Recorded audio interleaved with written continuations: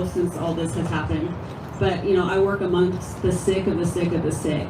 So I am frontline COVID worker, on the ventilators, watching their demise, watching the non-treatment.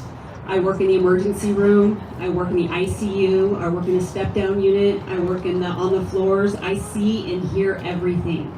And there's times that nobody knew what I stood for until a nurse one day told me that she felt that the UnVaxed should not have the medical treatment that we deserve. And I had to stand up to her that day. This happened like 3 weeks ago. I felt like it happened last year, but this was just 3 weeks ago. I had to stand up to her and say, excuse me, but do you understand what you're even saying right now? Yeah. You guys, I have a 7-year-old daughter with epilepsy, severe epilepsy that requires a lot of medical treatment. I am putting all of this on the line because I refuse to get this jab. I'm losing my health insurance. I am a single mother of 3 girls.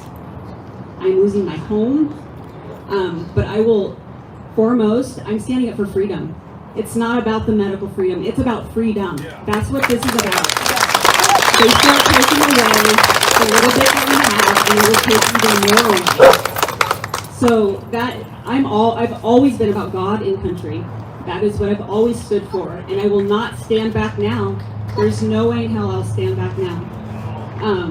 But remember, I hear all the time, and of course Harlan defended healthcare workers, but it's always about the nurses. But you know what? I am amongst radiology techs. I'm amongst pharmacy techs, pharmacists. I haven't heard much doctors, believe me.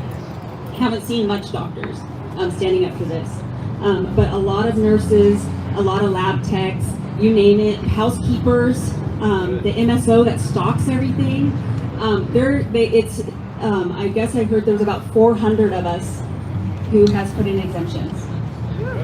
They are not honoring our religious exemptions, and I don't know if you guys know that or not, but they are not honoring our religious beliefs, and they are firing us. And some on-call nurses have already been fired this week at Legacy, and I know Peace Health, they've already been fired. So we're just holding our breath right now. I was actually supposed to work tonight, but I did a call out because today was call out, walk out. So I honored that, and so that's why I'm here tonight. But if you guys can all say a prayer for all healthcare workers right now, because we're not just facing about losing our jobs. We're losing. I've known people that have been working in the legacy system for 20 plus years. They're losing their retirements. They're losing their health insurance. They're losing everything, you guys, everything. So, like I said, I'm losing my home. I'm not going to be able to pay rent here real soon. September 30th is our deadline. So just say a nice, quick prayer for everybody, and to help us stay strong, because it is a brutal, hostile work environment. Like I said, even the top authority figures, the doctors that I've respected for years, are telling us to die. So keep that in mind. Oh, and another thing, my mother took my grandfather in there for chest pain the other day, and they asked him if he was vaxxed, and he said, hell no. And of course they mistreated him. And then the nurse told my mom that there was a 2-week-old baby that just died of COVID. And I went, bullshit. Sorry. I'm like, there's no way.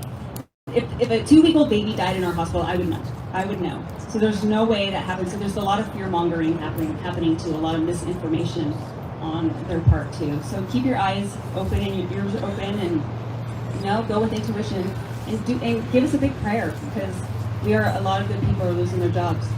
I said the other day, I would rather have a nurse take care of me, or a healthcare professional take care of me, that stood for freedom, that stood for body autonomy, that would respect your decision and timetable what you wanted to do with your body. So, and it's sad to say that these nurses are not. They're not fighting for your rights. They're not. And it's sad to say that a lot of us that are in this area, that we've lost all respect for healthcare right now. We've lost respect. I've been doing this for 20 years. It's 5 years EMT and 15 years respiratory therapist. So something I worked so hard for, and I've lost absolute respect for it. So who knows? Maybe we'll open up our own hospital and treat everybody. Move on from this. Build better, And so Give us a good prayer, okay? Okay.